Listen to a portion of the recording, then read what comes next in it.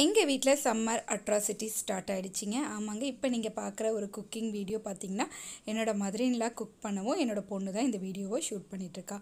இதில் வந்து என்ன பண்ணியிருக்காங்கன்னா, ஃபஸ்ட்டு வந்து ஆயிலும் கீயும் ஆட் பண்ணியிருக்காங்க.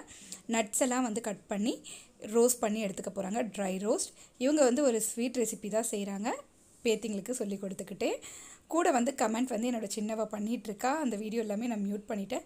நட்ஸை வறுத்து எடுத்ததுமே குக்கரில் வந்து இவங்க பார்த்திங்கன்னா ஒரு 1/2 கிலோ அளவுக்கு கேரட்டை வந்து வேக வச்சு எடுத்துருக்காங்க. வேக வச்ச கேரட்டெல்லாம் வந்து சின்ன சின்ன பீஸாக கட் பண்ணி மிக்ஸி ஜாரில் போட்டு அதை கிரைண்ட் பண்ணி எடுத்துக்க போகிறாங்க. கிரைண்ட் பண்ணி எடுத்தாச்சு.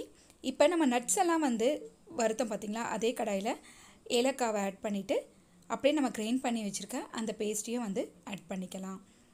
இதுக்கு வந்து ஒரு 1/4 கப் அளவுக்கு சர்க்கரை எடுத்திருக்காங்க. இது வந்து நல்லா வந்து சுண்டி வரணும். சுண்டி வர அளவுக்கு நம்ம கேரட்டை நல்லா மிக்ஸ் பண்ணோம். இது வந்து கேரட் அல்வா தான். கேரட் அல்வாவை நம்ம திருகி செய்வோம்.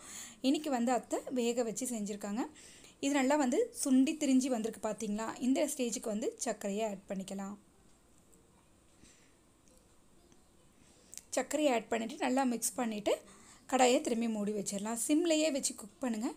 1 மினிட்க்கு ஒன்ஸ் வந்து நீங்கள் கடாயை ஓப்பன் பண்ணி பார்த்துக்கோங்க. சர்க்கரை உருகி அப்படியே பார்த்தீங்கன்னா அந்த பாகு பதத்துக்கு வந்துடுச்சு.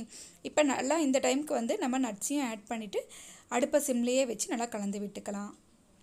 இது குழந்தை ஷூட் பண்ண வீடியோ, எனவே கொஞ்சம் கிளாரிட்டி வந்து டவுனாக இருக்குது. பார்த்திங்கன்னா இந்த மாதிரி நெய்யும் எண்ணெயும் பிரிஞ்சு வெளியே வர அளவுக்கு நல்லா சுண்டை வச்சு எடுத்தால் சுவையான கேரட் அல்வா ரெடி ஆகிடும்.